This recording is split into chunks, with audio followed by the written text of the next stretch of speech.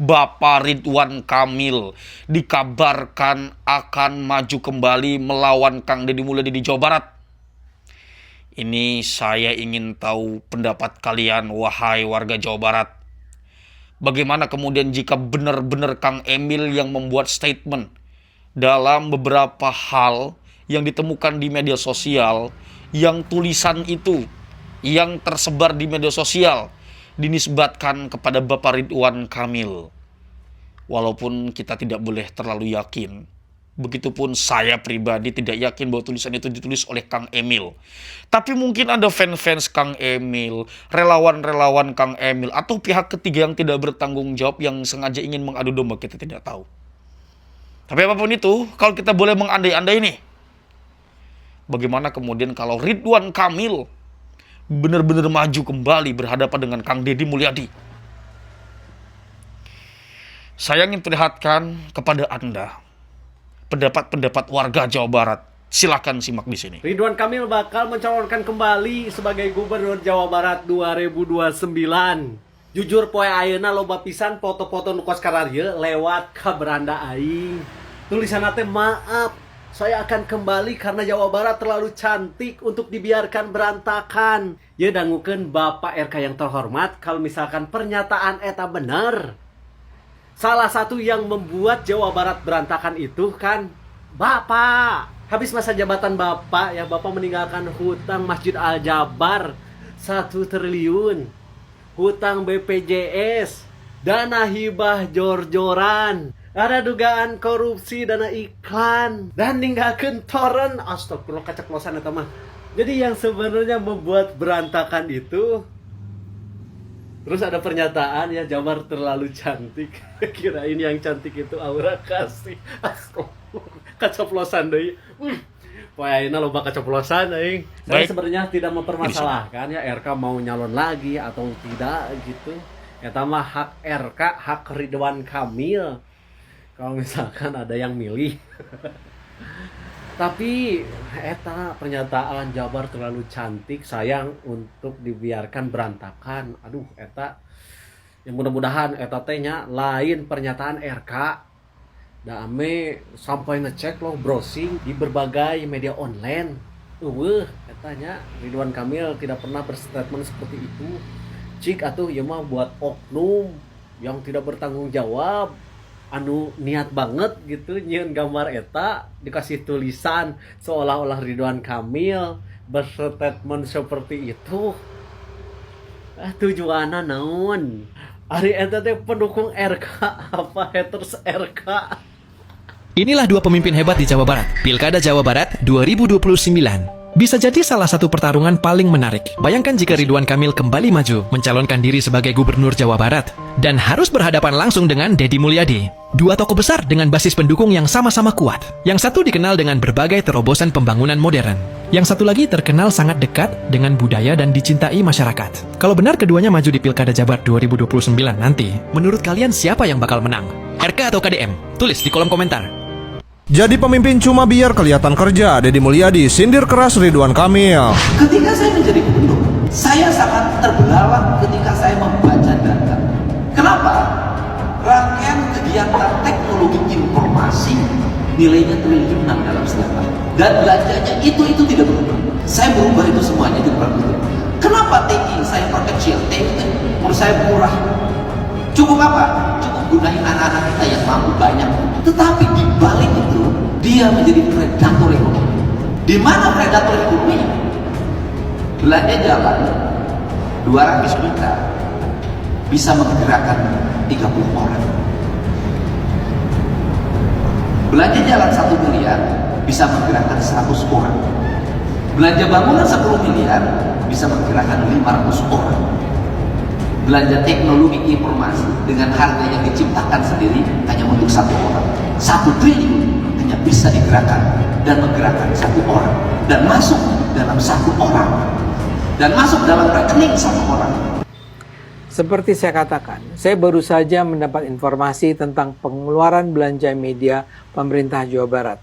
Saya akan bandingkan dengan tahun-tahun sebelumnya. Pada 2021, belanja media Jawa Barat adalah 34,7 miliar rupiah. Tahun 2022 naik jadi 43,1 miliar rupiah. Ini kembali naik menjadi hampir 50 miliar rupiah pada 2023. Itu semua adalah masa Jawa Barat dipimpin Ridwan Kamil. Pada 2024, Ridwan diganti pejabat gubernur B. Mahmudin. Pada 2024 itu belanja media turun jadi 19,9 miliar rupiah. Dan yang menarik ketika sekarang Kang Deddy naik jadi gubernur Jawa Barat, dana belanja media itu turun sampai hanya 3,1 miliar rupiah. Bayangkan, dari 50 miliar rupiah pada 2023 menjadi 3,1 miliar rupiah pada tahun ini. Ini kan penurunan yang luar biasa. Ini berarti Kang Deddy memilih merealokasikan dana belanja daerahnya untuk program-program lain, serta menurunkan secara drastis uang untuk dibagi-bagikan kepada media. Dengan kata lain, Kang Deddy memilih untuk membiarkan dirinya diberitakan secara apa adanya oleh media, ketimbang membuat media merasa bergantung sehingga tak akan berani untuk menyebarkan informasi negatif mengenai Kang Deddy dan pemerintah Jawa Barat. Sederhananya, Kang Deddy nggak peduli dengan pencitraan. Dia akan memimpin Jawa Barat dengan cara terbaik yang mungkin dia bisa lakukan, dan dia tidak akan peduli apakah media bersedia memberitakan kinerja positifnya atau tidak. Dan saya rasa dia tidak takut bahwa media massa akan mengawasi dengan kritis, karena dia akan mencoba memberikan kinerja terbaik sehingga media tidak akan mudah mencari-cari titik lemah kepemimpinannya. Ini adalah salah satu hal yang menurut saya akan menjadikannya sebagai pemimpin yang berkinerja unggul dalam melayani kepentingan rakyat. Saya rasa Deddy tetap peduli dengan citra yang positif. Tapi dia tidak akan bersedia menghalalkan segala cara agar citranya positif dalam pemberitaan media. Deddy akan terus melakukan langkah-langkah yang menunjukkan komitmennya untuk membela kepentingan masyarakat.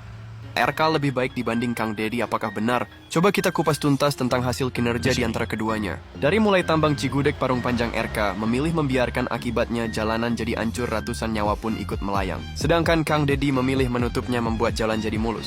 Lalu RK memilih tidak menggusur Bangli. Sedangkan Kang Deddy memilih menatanya, membuat area kumuh jadi tertata. Kemudian kios-kios liar RK memilih membiarkan sembraut. Sedangkan Kang Deddy memilih menggantinya dengan kios-kios cantik, membuat kawasan jadi estetik. Jadi kalian lebih suka yang mana? Perbedaan Gubernur Kang Deddy Mulyadi dengan Ridwan Kamil menyikapi banjir. Kok kerendam nggak ada solusinya? Gaya kolot dari 200 tahun lalu juga banjir, Pak. Iya. Yang paling urgent gitu, Pak, yang bisa dilakukan pemerintahan setempat apa gitu, Pak? Ya, kita menunggu konstruksinya beres sesuai dengan waktunya, kan.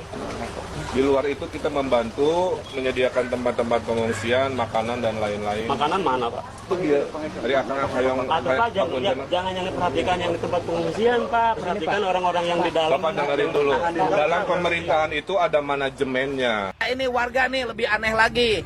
Apaanan banjir, tapi cicing di dia di atas bendungan. Nah, aing mah lieur. Nah, mereka itu tinggal di bantaran sungai. Namanya Sungai Cikapundung. Jumlah kakaknya ada 372 kakak. 372 kakak ini saya kasih solusi. Saya kasih 10 juta per kakak, mereka ngontrak dulu ke tempat yang aman. Kemudian nanti rumahnya direlokasi, tidak tinggal lagi di bantaran sungai. 1 juta? Setuju. Daripada tiap tahun kudu gogorowokan, Pak Dede, banjir. Baik, itu dia hal-hal yang teman-teman bisa lihat. Kalau kita lihat bagaimana Kang RK jika kita andaikan benar-benar maju, mental Pak RK benar-benar kuat ya. Di tengah badai isu yang menimpa beliau,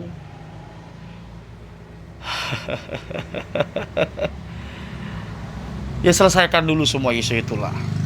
Entah apakah memang benar ada isu pribadi yang dibicarakan oleh publik, benar atau tidaknya itu, isu-isu itu, atau sindiran politik di mana ada beberapa hal dalam era kepemimpinan Bapak Ridwan Kamil dulu yang dirasa Bapak RK tidak becus mengurus Jawa Barat. seperti BPJS tiba-tiba di era kepemimpinan Kang Deddy waktu itu baru menjabat bermasalah. Pembangunan infrastruktur untuk kegiatan umat beragama seperti pembangunan Masjid Al-Jabar juga. Masjid Al-Jabar di Bandung itu bermasalah. Dianggap bermasalah paling tidak. Karena membebani biaya operasional pembangunan Provinsi Jawa Barat di era kepemimpinan selanjutnya, tepatnya di era kepemimpinan Kang Deddy Mulyadi. Jadi bagaimana menurut teman-teman? Silahkan letakkan di dalam kolom komentar. Kita bisa berdiskusi dengan cara yang baik. Mudah-mudahan ada manfaatnya. Kurang lebihnya saya mohon maaf. Dan sekali lagi saya sampaikan, mudah-mudahan ada manfaatnya. Paling tidak bisa membuka pikiran kita lebar-lebar dan merenung tentang kepemimpinan-kepemimpinan dari pemimpin-pemimpin yang ada di Jawa Barat khususnya. Dan umumnya seluruh Indonesia. Tahu diri itu penting.